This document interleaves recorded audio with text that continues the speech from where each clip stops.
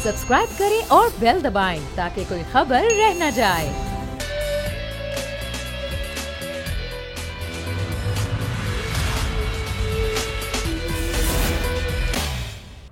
बिस्मिल्लाहिर्रहमानिर्रहीम। अस्सलाम वालेकुम। प्रोग्राम में मैं सुमैया रिजवान आपको खुश आमदीद कहती हूँ। नाज़रीन, आप जानते हैं कि मुल्क में कोरोना की जो मुस्बत केसेस की शरह है वो दिन ब दिन बढ़ती जा रही है और इसी सूरत हाल के पेश नज़र हुकूमत ने जो लॉकडाउन है उसका ऐलान कर दिया है कि 8 से 16 तारीख तक यानी कि 16 मई तक मुल्क भर में लॉकडाउन होगा और ये छुट्टियाँ जो हैं वो ईद की उसमें दी गई हैं। लेकिन जो ताजिर बरादरी है उसने हुकूमत की इस ईद तातीलात को यकसर मुस्तरद कर दिया और उन्होंने ये कहा है कि ये ऐसा वक्त है जब कारोबार होता है, इन दिनों में कारोबार का पीक होता है और ऐसे दिनों में कारोबार बंद करना गलत होगा। और वो ये भी कह रहे हैं कि अगर कुछ लोग एसओपी की खिलाफ वर्जी कर रहे हैं तो उस सिलसिले में ज़्यादा लोगों को जो है वो नुकसान बर्दाश्त करना ये ठीक बात नहीं है कि दुकानों को सील किया जा रहा है।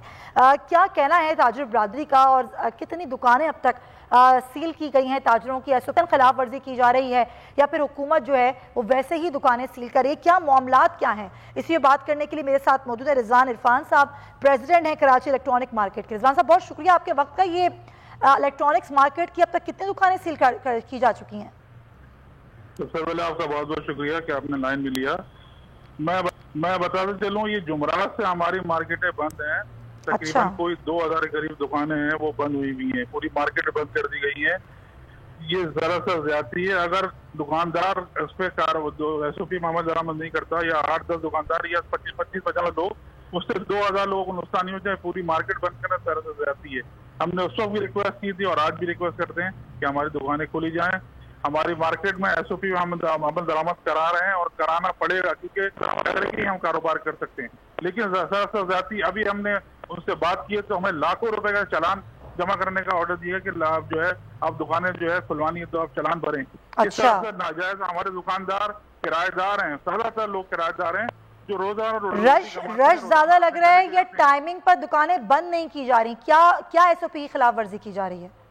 देखिए, टाइमिंग की बात नहीं थी, वो मास्क पहनने की बात हुई थी। टाइमिंग तो हमारी 6 बजे बंद हो जाती है। आप समझ सकती हैं, सिर्फ पूरे रमजान में 10 से 12 दिन मार्केट खुली है, 10 दिन मार्केट खुली है और 12 दिन मार्केट बंद रही है।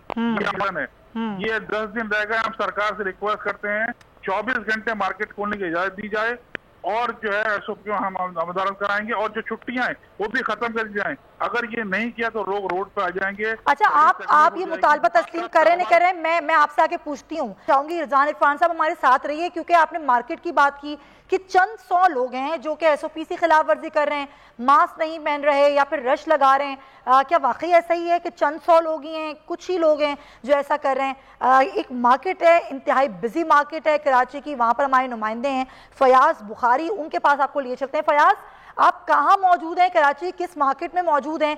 और बहुत रश देख रही हूँ मैं तो आपके पीछे, यहाँ पर कितने लोग आपको मास्क लगाए नजर आते हैं और कितना एसओपी पर अमल दरामद हो रहा है?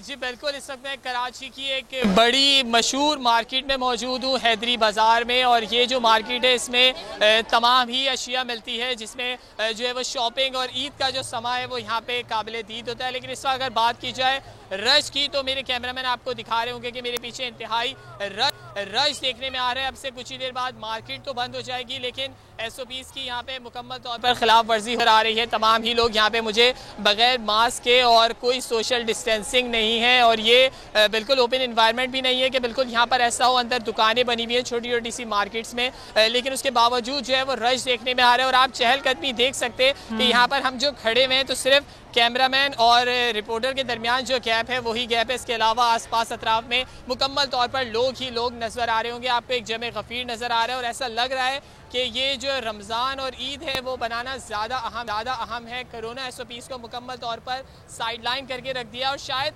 शहरी जो है वो इतने मासूम और नादान है कि उन्हें ऐसा लगता है कि कोरोना नाम की कोई चीज़ एग्जिस्ट ही नहीं करती। और बिल्कुल बिजी मार्केट है फयाज, बेख्याली में तो ज़ाहिर ऐसा नहीं हो रहा। शॉपिंग में दुकानदार कितना एसओपीज़ पर अमल करा रहे हैं? क्या खुद उन्होंने मास्क पहना है? क्या वो लोगों से कह रहे हैं कि आप थोड़ा फासला रख के शॉपिंग करें? बिल्कुल भी ऐसा नहीं है। दुकानदार हो या ख़रीदने वाले हो या इनफैक्ट यहाँ पर अमल दरामद कराने वाले पुलिस एहलकार हो या KMC की पार्किंग में पैसे लेते माफिया हो, तमाम ही लोग जो है वो मुझे बगैर मास्क ही दिखाई दे रहे हैं। चंद 1% लोग हैं, तकरीबन अगर कहा जाए कि 20 से 25% लोग हैं जिन्हें अपनी ज़िंदगी का ख्याल है, वो शायद मास्क लगाकर और हैंड सैनिटाइज कर कर घूम रहे हैं और कुछ सोशल डिस्टेंसिंग का ख्याल भी रख रहे हैं। लेकिन वैसे जो मार्केट्स का रुख करते हैं वो ख़ास तौर पर वही लोग होते हैं जो कि SOPs का ख्याल नहीं रखना चाहते और इस सोशल डिस्टेंसेस को बरकरार रखते हुए बिल्कुल नहीं रखते और उसके साथ ही जो है वो घुसते चले जाते हैं। एक के बाद एक जो है वो लाइन नज़र आती है, एक लंबी कतारें नज़र आती हैं। इनफैक्ट हमने देखा कि जो शॉपिंग सेंटर्स फयाज मैं चाहूँगी आप ज़रा यहाँ पर लोगों से भी बात करें। क्या रश होने की वजह यह है कि टाइमिंग्स बहुत महदूद हैं, 6 बजे तमाम दुकानें बंद हो जाती हैं, मार्केट्स बंद हो जाती हैं, तो क्या इस वजह से रश ज़्यादा बढ़ रहा है? मैं चाहूँगी आसपास आपके जो लोग हैं या दुकानदार हैं, जो ख़रीदार हैं, आप उनसे बात करें, उनसे पूछें कि रश की क्या वजह है, महदूद वक्त या फिर कोई और वजह है? देखिए ये वजह तो कोई भी नहीं से जानते। आप ये बताइएगा कि क्या कहना चाहेंगे, यहाँ पे इतना रश देखने में आता है, रोज़ इतना ही नजर आता है? जी हाँ, रोज़ इंशाल्लाह रोज़ नजर आता है शाम तक। आपने तो मास्क लगाया हुआ है, दीगर लोगों को आप देख रहे हैं, क्या कहेंगे? सारे मास्क लगाते हैं, सारे लगा रहे हैं, बहुत कम मास्क लगा रहे हैं, इनका यही कहना है। लेकिन आप अगर पीछे देखें, जी सर आप ये बताएं, आपने मास्क नहीं लगाया हुआ, क्या कहना चाहेंगे आप? कितनी रश है, कहाँ लगाएंगे रश? तो रश में तो मास्क लगाना चाहिए। मास्क आप क्या कहना चाहेंगी मोहतरमा? आप लोग बगैर मास्क के घूम रहे हैं। आप देखें वैसे जो लोग बगैर मास्क के हैं वो रुकने को भी तैयार नहीं है और जो मास्क वाले थे वो अब मेरे पीछे से शायद आगे पीछे होना शुरू हो गए हैं। आप देख सकती हैं कि वैसे ये सूरत हाल जो है बस सिर्फ हैदरी मार्केट की नहीं बल्कि दीगर तमाम ही मार्केट्स की यही हर बाजार की यही सूरत हाल है। फयाज, लोग अगर यहाँ पे रश देखें कि छोटी सी दुकान है, हाँ ये छोटी छोटी दुकानें हैं, ये कैसे मैनेज होता होगा, ये बड़ा एक अहम सवाल है। फयाज बहुत शुक्रिया, आपने बड़ी अहम सूरत हाल के हवाले से हमें आगाह किया। ये है पीक टाइम, यानी कि जो 5 बजे 5:30 बजे से लेकर 6 बजे तक का टाइम पीक टाइम है। रिजवान इरफान साहब, ऐसा मुमकिन नहीं होता, प्रैक्टिकली ऐसा मुमकिन नहीं है कि जब पीक टाइम हो उस वक्त आप रश को काबू कर सकें और उस वक्त आप लोगों को ये कह सकें कि आप सोशल डिस्टेंसिंग करें या मास्क लगाएं। बाज़ औक़ात खुद दुकानदार भी मास्क नहीं लगाए होते और ये कुछ बात चंद सौ की नहीं है, ज़्यादातर यही सूरत हाल होती है। तो अगर फाइन किया गया है, दुकानें सील की गई हैं, तो कहीं ना कहीं उनकी भी गलती होगी, उनको भी अपनी गलती सोचनी चाहिए। क्या कहते हैं आप? नहीं, आपका कहना सही है, जिसने गलती की ना उसको सजा मिले ना, जिसने गलती नहीं की उसको क्यों सजा दी जाती है? देखिए आपने रश की बात की ना, रश ये अभी रमजान का सीजन है, गर्मी वो लोग नहीं निकलते, शाम में वो लोग निकलते हैं। जो टाइम होता है 2 से 3 घंटे का उसमें रश बढ़ता है। हम वही तो बता रहे हैं कि आपको रश कम करना है तो आप टाइमिंग बढ़ा दें, इससे रश कम होगा, इससे लोग सही जो है कारोबार भी कर सकेंगे और लोग अपना जो है सोशल डिस्टेंस भी कर सकेंगे। हम वही बात आते हैं आपको, हम ये कहते हैं सरकार से कि आपने जो छुट्टियां दी हैं उसको कम किया कर दें। आप ये आप कर सकते हैं, ये आपके पास है। अब सऊदी अरब में देखिए उन्होंने 24 घंटे जो है सबसे ज्यादा SOP पर आमद करते हैं वो लोग, और जबकि वो जो कारोबार भी कर रहे हैं उन्होंने 24 घंटे खोल दिया, इजाजत दी। आप इजाजत तो दें, कुछ तो दें। आप सुबह 12 से लेके रात 12 बजे तक कर दें आप इजाजत, अगर 24 घंटे नहीं देते कुछ तो दें। आपको रश तो कम करना है ना, हमें तो कारोबार करना है। चले, आपका मौक़िफ़ ये है रिजवान इरफान साहब के रश कम इसी तरह हो सकता है कि टाइमिंग को बढ़ा दिया जाए, महदूद वक्त में ज़्यादा खरीदार आते हैं और दुकानों पर रश भी होता है। अच्छा, अतीक मीर साहब भी हमारे साथ हैं, उनको भी शामिल गुफ्तगू करते हैं, चेयरमैन ऑल कराची इत्तेहाद के।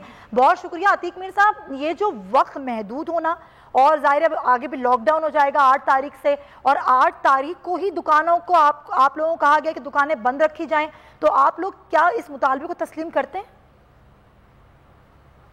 देखिए, आपने अपनी गलत हिकमत अमली के तहत फौज तक तो मार्केटों में उतार दी, यानी आप उसकी इस्लाह करने की बजाय जबर के निजाम पे ईमान रखते हैं। ये कतन देखें, कोरोना एक वबा है, ताजरों की वजह से कोरोना नहीं फैला है, सारी दुनिया इसका शिकार है। सारी दुनिया ने कोरोना के साथ मैशत को बचाने का जो एक हिकमत अमली बनाई है, क्या पाकिस्तान गवर्नमेंट के लिए या सिंध हुकूमत के लिए, जो कराची शहर जहां एक वाशी हब है, उसकी मैशत को बचाने के लिए ऐसा मुमकिन नहीं है कि ये स्टेक होल्डर के साथ एक ऐसी हिकमत अमली बनाए कि कोरोना से बचाव के तहत भी तदाबीर अख्तियार करती जाएं और मैशत भी, जो मुल्क में सबसे बड़ा इवेंट है ईद सेल सीजन, आप उसको तबाही से बचा लें। अभी इस देखें, वक्त के महदूद करने का नतीजा देखिए, सड़कों पे दिल धरने को जगह नहीं है, ट्रैफिक जहाँ गाड़ियां खड़ी हैं वहाँ रुकी हुई हैं, मार्केटों में हुजूम एक रेवड़ की सूरत में मैं देख रहा हूँ कि वो बिल पड़ा है।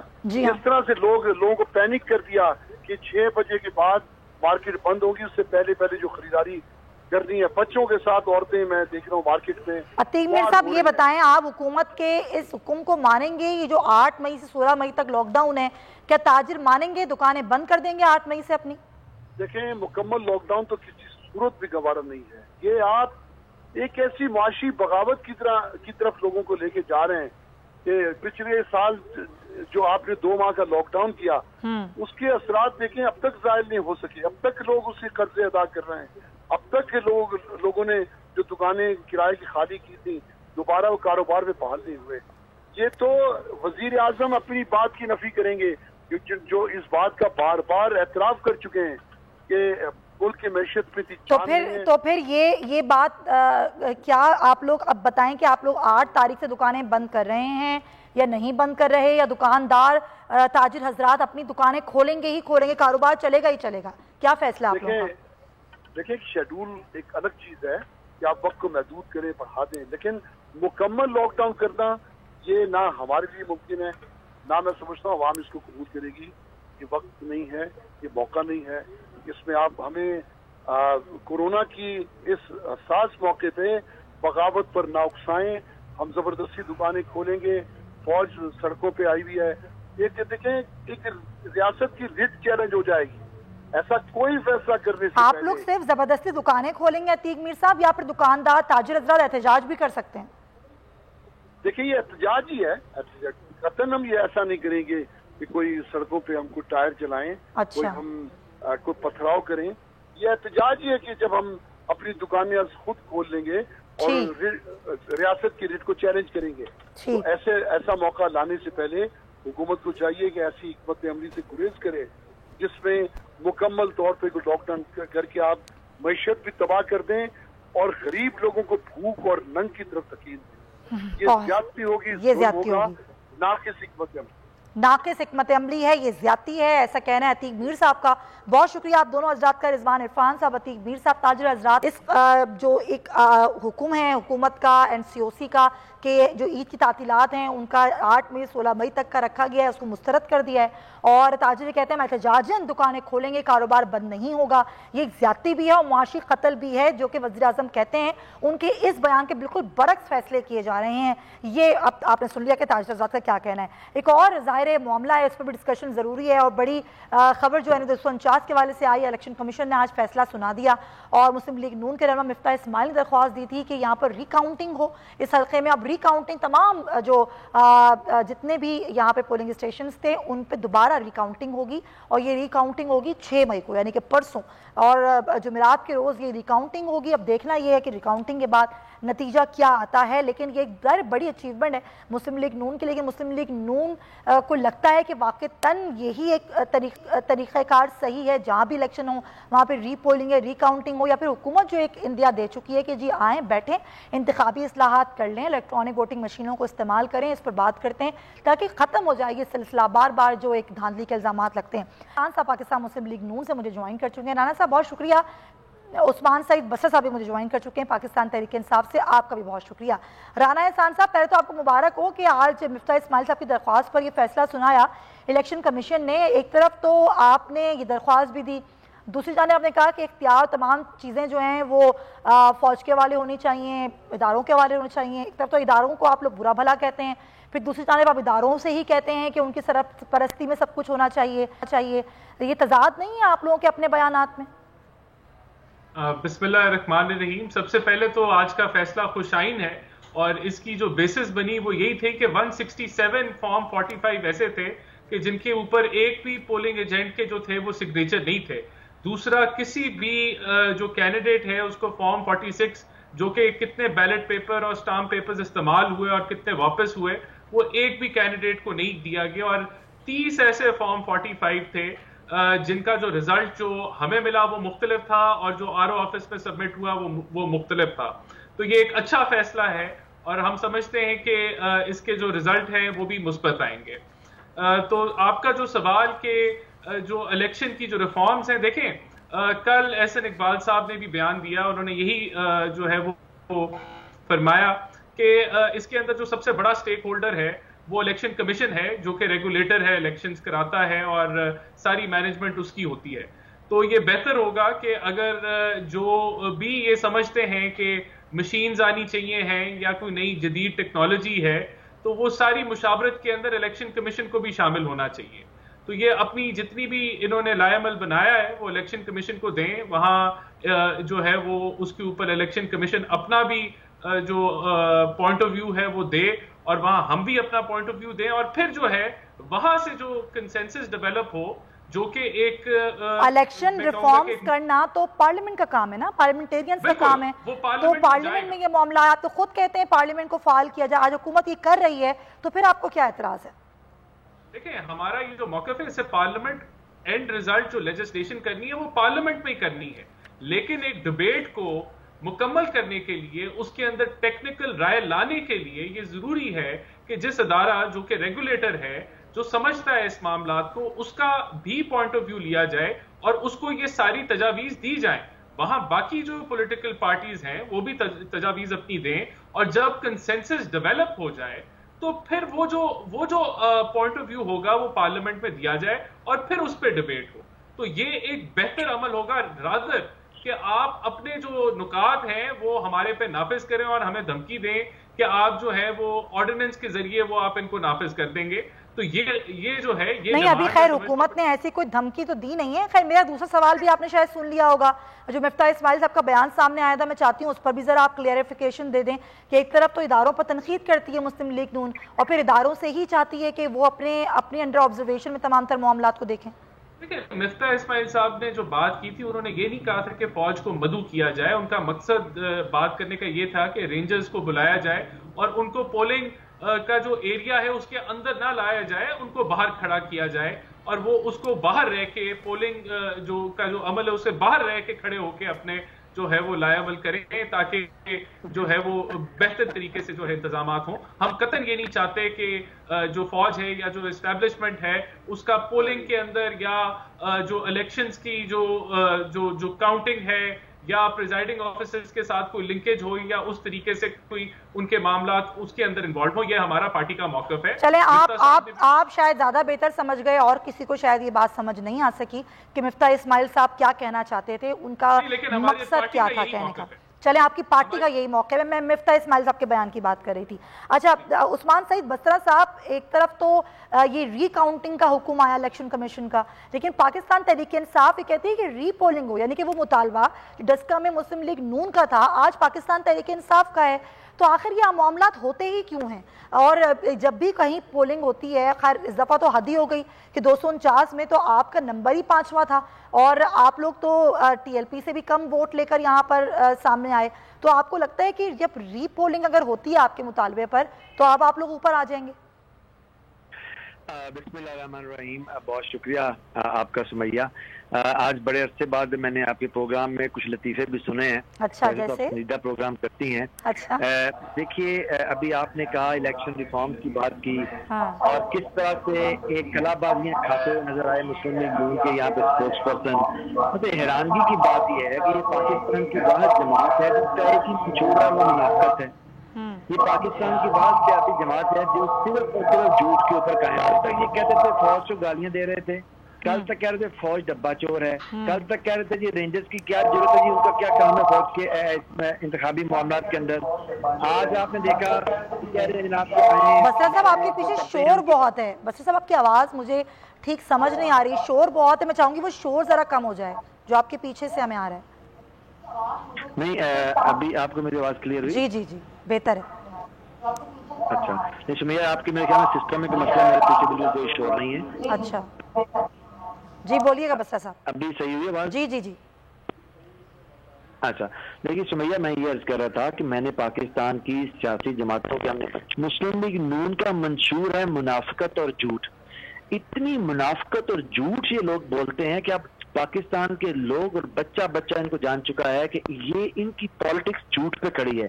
कल तक फौज को गाली देते थे, इन्होंने पाकिस्तान के अंदर अपने हर कारकुन के ज़हन में फौज डब्बा चोर है, फौज इलेक्शन जो है उसको रिक करती है, फौज इलेक्शन के रिजल्ट बदलती है। आज कह रहे हैं कि फौज को ले आए हमारे इलेक्शन को सिक्योर करने के लिए नंबर 1। दूसरी बात यह है कि जिस इंतखाबी इस्लाहात के लिए अभी परसों इनकी जो सबसे बड़ी खायन खातून है, जो सजा याफ्ता है मरियम, और जिसका पाकिस्तान की सियासत में कोई किरदार नहीं मासूम है झूठ बोलने के और पाकिस्तान के इदारों को गाली देने के, वो कल तक तो कह रही है इलेक्शन कमीशन के बाहर आके जी इलेक्शन चोरी होता है, इसमें धांधली होती है, इलेक्शन शफाफ करें।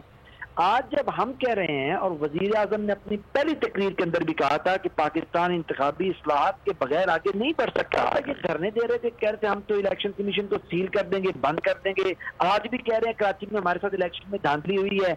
हम जब कह रहे हैं इलेक्शन इस्लाहात की तरफ आए, आप इलेक्ट्रॉनिक वोटिंग की तरफ आए, तो वो तो कह रहे हैं ना कि तजावीज इकट्ठी कर लें, लेकिन ये जो आप सदारती ऑर्डिनेंस का बार बार कहते हैं ना, ये ना करें, बैठ जाए कायमा कमेटियों में जिस तरीके से आते हैं, उसके बाद फिर बातचीत होती है, फिर वो पार्लियामेंट में लगा, जिस तरह प्रोसीजर होता है वो कह रहे हैं वैसे कर लें, तो कोई मसला नहीं है। सुमैया मैं आपके प्रोग्राम के अंदर इसको चैलेंज के तौर पे कह रहा हूँ कि ये जमात मुस्लिम लीग नून खास तौर पे पाकिस्तान के बदबूदार इंतखाबी निजाम की पैदावार है। ये चले आप ये कह रहे हैं कि मुस्लिम लीग नून खुद ऐसा नहीं चाहती कि इंतखाबी इस्लाह चले। सुमैया मेरा लॉजिक सुन लें, लॉजिक सुन लें।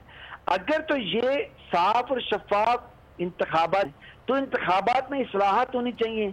ये मुल्क में 3 दफा वजीर आजम बने, हराम की जायदादें बना के इन्होंने रिकॉर्ड तोड़ दी हैं, टीटियां लगा कर रिकॉर्ड दफा भी इन्होंने इंतखाबी इस्लाहात की बात, जब इंतखाबी इस्लाहात की बात क्यों नहीं की? ठीक है सर, आपका पॉइंट आ गया। क्या हो रही है बस साहब, मुझे ब्रेक लेनी है सर, ब्रेक लेनी है मुझे। ब्रेक के बाद हम थोड़ा सा और इस पर बात कर लेंगे, आप हमारे साथ रहिएगा।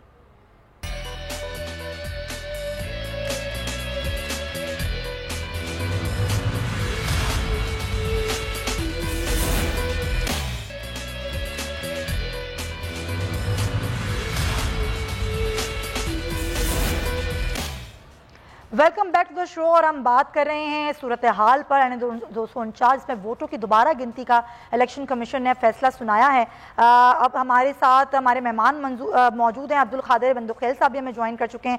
खादिर खान बंदुखेल साहब, बहुत शुक्रिया। ज़ाहिर जो आज फैसला आया इलेक्शन कमीशन का, उस पर आपकी क्या तहफ़्फ़ुज़ात हैं? अगर ये कहा गया कि 167 ऐसे फॉर्म 45 थे जिन पर दस्तखत ही नहीं थे, और ये बाकायदा ये करवाया गया, ये एक इल्ज़ाम भी आयद किया गया मुस्लिम लीग नून की जानिब से, आप समझते हैं कि बिल्कुल सही फैसला दिया इलेक्शन कमीशन ने? मंदुखेल साहब, चले दोबारा आप तक करने की कोशिश करते हैं मंदुखेल साहब से। जब तक मैं चाहूंगी कि उस्मान सैयद बसरा साहब जो गुफ्तगू कर रहे थे वो कंप्लीट कर लें। बसरा साहब, इल्ज़ामात ज़रूर लगाए जाएं अपोजिशन पर, और ज़रूर ये कहा जाए, लेकिन अभी हुकूमत ने संजीदगी दिखानी इलेक्शन रिफॉर्म पर, कितनी संजीदा है हुकूमत? देखिए सुमैया, मैं आपको इस बात का अज़रुए ईमान एक बात बताना चाहता हूँ कि वज़ीर आज़म को मैं जानता हूँ, आप टीवी से हट के भी, उनकी 1000% नीयत है कि पाकिस्तान के अंदर इंतखाबी इस्लाहात होनी चाहिए और उसके बेनिफिशरी अल्टीमेटली पाकिस्तान के लोग होने चाहिए। लेकिन मसला क्या है, देखिए कौन भाग रहा है इलेक्ट्रॉनिक वोटिंग दुनिया को 20 मुल्कों के अंदर राइज है। कभी उस पर इल्जाम नहीं आता कि फलां की रिगिंग होगी, फलां के वोट ज्यादा हो गए, फलां के कम हो गए। एक टेस्टिडली एक क्यों भाग रही है मुस्लिम लीग नून? देखिए मैं आपके प्रोग्राम के तवज्जुह से, और आप जैसे लोगों को भी चाहिए कि क्या सवाल उठाएं कि पाकिस्तान की जमहूरियत की बका का मामला है, साफ और शफाफ इलेक्शन, मुस्लिम लीग नून इससे क्यों भाग रही है? मैं आपको अगेन अज़रुए ईमान बता रहा हूँ कि मुस्लिम लीग नून पाकिस्तान की इंतखाबी धांधली की पैदावार है। अगर हल्कों, चलिए सर, अब आपकी बात कंप्लीट हो गई है। मैं चाहूंगी कि आप राना साहब से इसका जवाब ले लूं। राना साहब, ये जो इल्जाम आप पर लग रहा है कि आप लोग चाहते ही नहीं है इंतखाबी इस्लाहातों, इसीलिए आप लोग बहाने बना रहे हैं। देखिए, सबसे पहले तो अगर आप उस्मान बसरा साहब का सिर्फ लहजा ही देख लें, तो क्या आप समझती हैं कि इस लहजे के साथ, और यही लहजा अगर इमरान खान साहब का भी है, कि उनसे कोई बातचीत हो सकती है? इन्होंने कितने अपनी ये जो पूरी इन्होंने तकरीर की, इसमें कितनी दफा हमें इन्होंने एडजेक्टिव्स का इस्तेमाल किया और झूठा का और क्या कुछ नहीं का। तो ये लहजा होना चाहिए हुकूमत का। और मैं आपको ये कहूं कि ये गलत बयानी कर रहे हैं, वो इसलिए कर रहे हैं क्योंकि सबसे पहले जब हम असेंबलियों में आए तो हमारी पहली डिमांड थी कि आप एक पार्लियामेंट्री फोरम बनाएं जिसके ऊपर आप नजरसानी करें कि 2018 के जनरल इलेक्शंस कैसे हुए और इलेक्शन रिफॉर्म्स की बात करें। लेकिन 3 साल हो गए कि कोई ऐसी कमेटी नहीं बनी जिन्होंने ऑपोजिशन की इस डिमांड को केटर किया हो। देखें, आपने कोई भी फैसला करना है तो आप उसको बम्बार्ड नहीं कर सकते ऑपोजिशन के ऊपर कि ये ऐसे होगा। असेंबली जो है वो एक तरफा नहीं चलती, उसके अंदर हर एक की राय को आपने शामिल करके फिर आगे बढ़ना होता है। सही है, तो राय अपनी जरूर दीजिए सर, जरूर राय दीजिए ताकि आप लोगों की राय आए। बड़ी जमात है मुस्लिम लीग नून, आप भी दें, पीपल्स पार्टी भी दे, दीगर जमातें भी राय दें, लेकिन इसका रास्ता बंद करें ना धांधली का। ये धांधली का जो शोर बार बार मचता है, इलेक्शन रिफॉर्म्स हो। देखिए सुमैया, हमारी जो डिमांड है, ये हम सिर्फ ये कह रहे हैं कि आप इलेक्शन जो आपने लिस्ट जो फेरिस्त बनाई है कि सर अगर वो इलेक्शन कमीशन से नहीं लेना चाहते तो चलें, ठीक है, कोई और आप अपनी राय जरूर दीजिए। बहुत शुक्रिया आपका राना एहसान साहब और उस्मान सईद बस हजरात का बहुत शुक्रिया। वापस आते हैं अपने प्रोग्राम पर, और अब से कुछ दिन पहले एक बयान ज़ाहिर है आपकी नज़र से भी गुजरा होगा, और एक मीटिंग में अभी के वज़ीर ख़जाना शौकत तरीन ने ये कहा कि हम IMF प्रोग्राम पर नज़रसानी करेंगे, और उन्होंने ये भी कहा कि बिजली के टैरिफ में जो इजाफा है वो नाजायज़ है और शरह सूद को 13.25% पर रखना ये बहुत बड़ी गलती थी। और हम बात करेंगे IMF से, और ये जो फंड्स आलमी मालियाती फ़ंड के इदारे ने जो कुछ मामलात पाकिस्तान के साथ तय किए हैं वो एक ज्यादती है। शौकत तरीन साहब जो कि पाकिस्तान पीपल्स पार्टी के दौरे हुकूमत पे भी वजीर ख़जाना रह चुके हैं, और जब वो वजीर ख़जाना आए थे और उस वक्त जो सूरत हाल थी वो भी सबके सामने थी, और उस वक्त उनके जाने के बाद अब्दुल हफीज़ शेख आए जो उनके मामलात को नहीं संभाल सके थे, लेकिन अब अब्दुल हफीज़ शेख गए हैं और शौकत तरीन आए हैं, लेकिन ये दौर पाकिस्तान तहरीक इंसाफ का दौर हुकूमत है। क्या इसमें वो मामलात शौकत तरीन साहब संभाल पाएंगे, और जो मुआशी सूरत हाल मुल्क की है कोरोना की सूरत हाल के बायस, क्या उसको ठीक करना मुमकिन होगा? माहिर मुआशिया डॉक्टर शाहिद हसन सिद्दीकी साहब हमारे साथ मौजूद हैं, उनसे बात करेंगे। डॉक्टर साहब बहुत शुक्रिया आपका। ये शौकत तरीन साहब ये कह रहे हैं कि IMF ने जो हमारे साथ मामलात तय किए वो ज्यादती की पाकिस्तान के साथ। फिर उन्होंने कहा कि बिजली टैरिफ में जो इजाफा हुआ वो भी नाजायज़ था। फिर उन्होंने ये भी कहा कि शरह सूद को 13.25% पर रखना ये बहुत बड़ी गलती थी हुकूमत पाकिस्तान की। अब इतनी सारी गलतियां और इतने नाजायज़ मामलात वो कैसे संभाल पाएंगे और किस तरह ठीक कर पाएंगे, क्या लगता है आपको सर? बहुत शुक्रिया आपका। मैं ये बिल्कुल अर्ज करूंगा कि शौकत तरीन साहब ने जो बातें की हैं वो हैरान कुन हैं, और ये बातें तो वो करता है जो नई हुकूमत आती है वो पिछली हुकूमत के मुताल्लिक कहता है, और बुनियादी चीज वो नजरअंदाज कर गए कि 13.25% की जो शरह सूद में इजाफा था और 8 महीने तक वो बरकरार रहा, वो स्टेट बैंक के मौजूदा गवर्नर रजा साहब हुआ था, और वो आज भी स्टेट बैंक के गवर्नर हैं, और कानून के तहत हुकूमत वज़ारत खजाना को कोई इख्तियार नहीं है कि शरह सूद के मामले में मुदाखलत करें। तो उन्होंने ये कैसे कह दिया? हम तो पहले भी कह रहे थे कि जो शरह सूद में इजाफा हुआ है रजा बाकर साहब ने किया, और जो रुपए की जिस तरह गिराई उससे मईशत को 6,000 अरब रुपए का नुकसान हुआ, के बाद में कम से कम एक दर्जन दफे कह चुका हूँ। जी बिल्कुल। सवाल इसलिए पैदा हो रहा है कि रजा बाकर साहब ने ही IMF के साथ शराइत तय किए थे हफीज शेख साहब के साथ मिलकर, और ये दो हुए थे मई 2019 में की गई थी, और उसके बाद किया गया था मई 2019 में और फरवरी 2021 में। उसमें रजा बाकर साहब थे और हफीज शेख साहब थे, और जो सेक्रेटरी खजाना था उसको कमरे से उन्होंने निकाल दिया था कि आप हट जाएं, आप बहुत ज्यादा बातें कर रहे हैं। तो अब सवाल पैदा होता है कि किसको वो क्रिटिसाइज कर रहे हैं, एक चीज। मगर जो दूसरी अहम बात यह है कि जो शरह सूद में इजाफा जिस तरह से किया था वो तो यकीनन गलत था, लेकिन अभी पेंडेमिक के बाद जो शरह सूद में जिस तेज रफ्तारी से कमी हुई है और 13.25 से कम करके 7% पर ले आए, वो गलत फैसला है। मगर उससे ज्यादा मैं जो आपको जिम्मेदारी से बता रहा हूं कि स्टेट बैंक ने जो खातेदारों को जो शरह मुनाफा दी जाती है वो 11.25 थी फरवरी 2020 में, वो शरह सूद में कमी की आड़ में उसको 5.5% कर दिया। ये आईन की खिलाफ वर्जी है, और जो मिनिस्ट्री ऑफ फाइनेंस की ये जिम्मेदारी है। मैं आपको बता रहा हूँ 40A बैंकिंग कंपनी ऑर्डिनेंस और दूसरा है 26A4, उसमें यह है कि वो खातेदार को मुनाफे में शरीक करेंगे, लेकिन स्टेट बैंक ने कानून की खिलाफ वर्जी करते हुए वो कोई 700 अरब रुपए का झटका मारा जो है फरवरी 2020 के बाद पेंडेमिक की आड़ में, जो कानून की खिलाफ वर्जी थी। चूंकि ये जो खाते हैं 2 करोड़ से ज्यादा, ये नफा नुकसान में शिरकत पर हैं, तो चूंकि इसमें मिनिस्ट्री ऑफ फाइनेंस की भी जिम्मेदारी थी 40A तो शौकत तरीन साहब को इस पर बात करनी चाहिए थी कि चलो उन्होंने शरह सूद किया, मगर ये बैंकों ने और स्टेट बैंक ने जो गलत किया, चूंकि स्टेट बैंक की जिम्मेदारी है कि वो ये। तो आपको लगता है डॉक्टर साहब कि वो रजा बाकर से भी पूछेंगे, स्टेट बैंक से भी इस्तफसार करेंगे कि इस तरह के फैसले क्यों किए गए, और अगर इस तरह के फैसले किए गए तो अब उनको ठीक कैसे किया जाएगा? उनका इख्तियार कतई नहीं है, अभी तो नया आगे है, पहले भी नहीं था जी हाँ। आज भी है, मगर मैं तो वो अर्ज कर रहा हूँ कि जो उन्होंने किया वो तो आज भी गवर्नर हैं और आज भी ज्यादा बाइख्तियार हैं। मैं जो कुछ बात कर रहा हूँ कि जो वजारत खजाना ने करना था या जो वजारत खजाना ने गलती की है उसका तो जिक्र ही नहीं किया। मैं आपको अभी दे दूं, देखिए तिजारती बैंक है, कमर्शियल बैंक सारी दुनिया में और पाकिस्तान में उनका काम होता है सनत, तिजारत और ज़राअत के लिए कर्जे दें ताकि मईशत तरक्की करे। हमारे यहाँ क्या काम किया कि दिसंबर 2018 में 8,000 अरब रुपए के कर्जे दिए हुए थे निजी शोबे को, और 8,500 अरब रुपए के दिए थे हुकूमत को बजट खसारे को पूरा करने के लिए। इन 2 वर्षों में जो हुकूमत को कर्जे दिए वो हो गए 11,500 अरब रुपया, यानी 2,500 अरब रुपया बैंकों ने कम दिए निजी शोबे को। ये थी स्टेट बैंक की जिम्मेदारी, और ये थी जिम्मेदारी वजारत खजाना की। वो ये कहता भाई आप कमर्शियल बैंक हैं, आपका काम है सनत, तिजारत, ज़राअत के लिए कर्ज देना, आप 2,500 अरब रुपया कम देते हैं निजी शोबे को ताकि मईशत तरक्की करती, बरामदात बढ़ती, महंगाई कम होती, लोगों को रोजगार बढ़ता। उसका उन्होंने जिक्र नहीं किया। यहाँ उनका दायरा इख्तियार है, यहाँ उनको इंटरव्यू करनी चाहिए।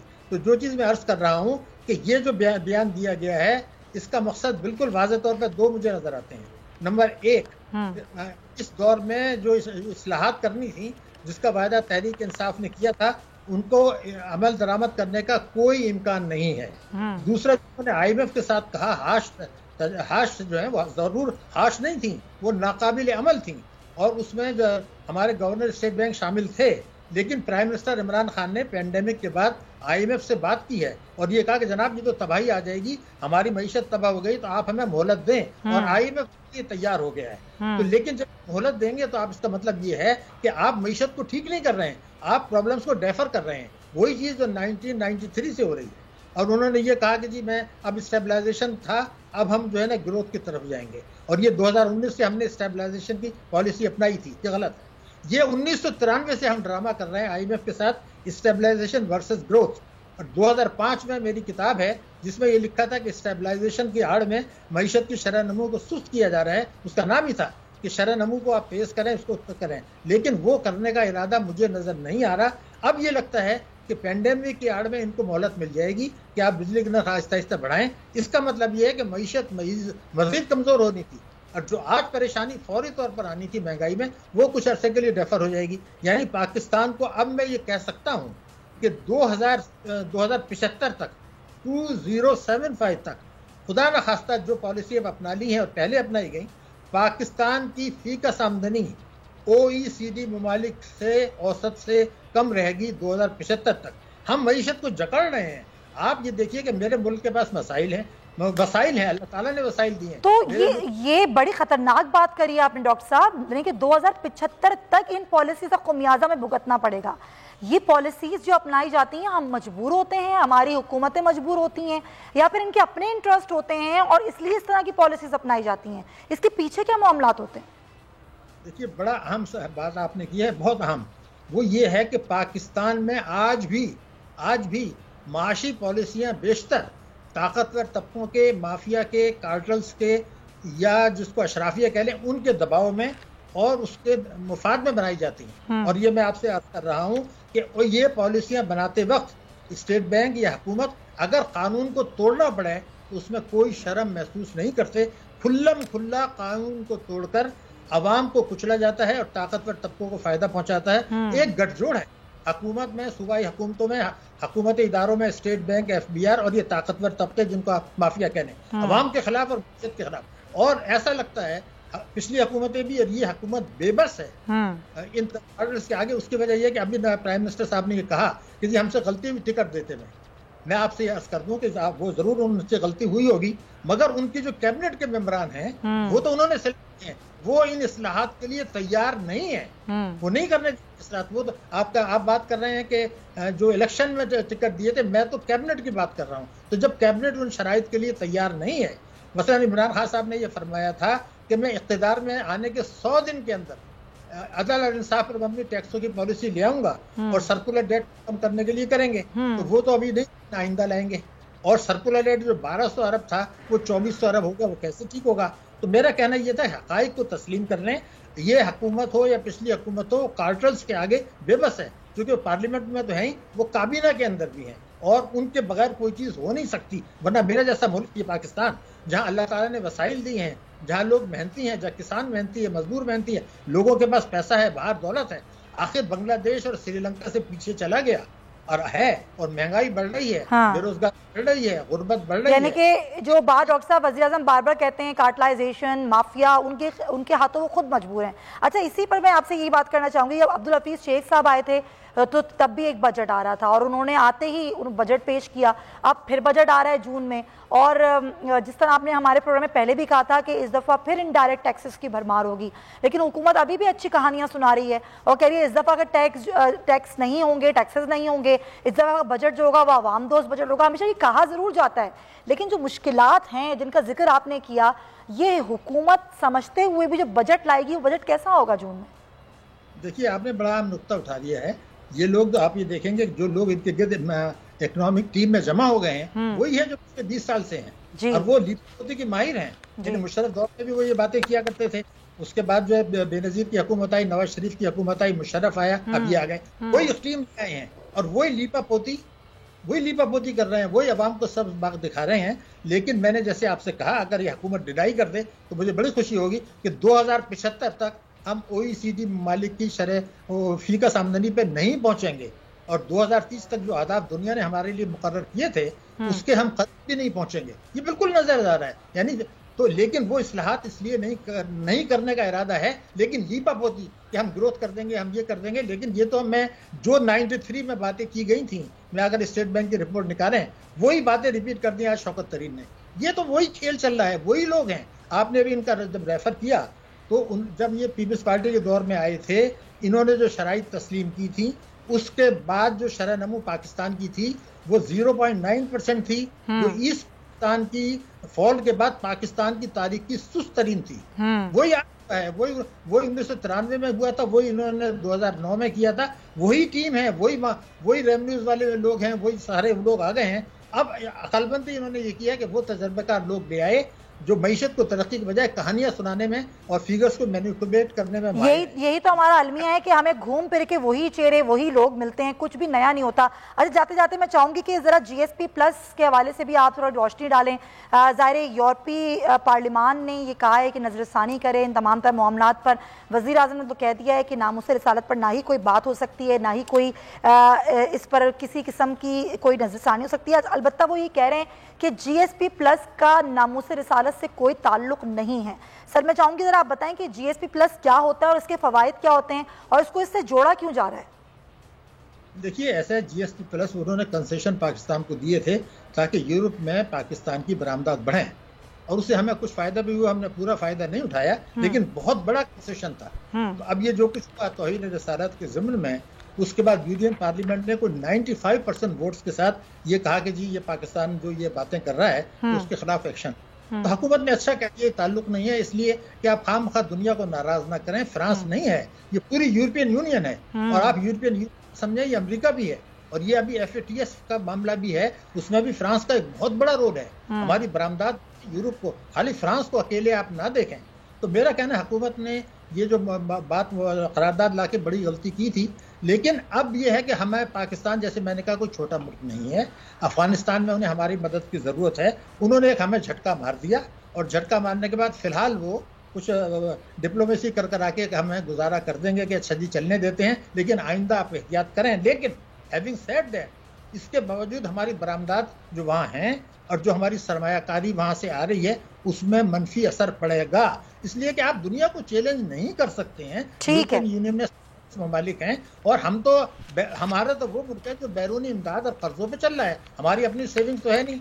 अभी प्राइम मिनिस्टर साहब ने कह दिया जी बरामदात नहीं बढ़ती तो समझदार पाकिस्तानी कर देंगे। अरे भाई, हमारी 225 अरब का जो है तजारती खसारा होता है, ये तो आपको बरामदात बढ़ाए बगैर मुल्क चल ही नहीं सकता है। बरामदात बढ़ानी होगी, उसके बगैर तो कोई चारा नहीं है, लेकिन पॉलिसीज भी तो ऐसी हो ना कि जो मईशत के लिए अच्छी साबित हो। बहुत शुक्रिया डॉक्टर शाहिद हसन सिद्दीकी, आपके कीमती वक्त का और तमाम तर सूरत हाल मईशत के हवाले से आपके सामने है। अब देखना ये होगा कि नए वजीर खजाना शौकत तरीन जून के बजट में ऐसा क्या खास लेकर आएंगे और अब्दुल हफीज शेख के पुराने IMF प्रोग्राम को वो आगे कैसे चलाएंगे। प्रोग्राम का वक्त खत्म होता है, इंशाल्लाह आपसे कल मुलाकात होगी। अपना ख्याल रखिए, अल्लाह हाफ़िज़।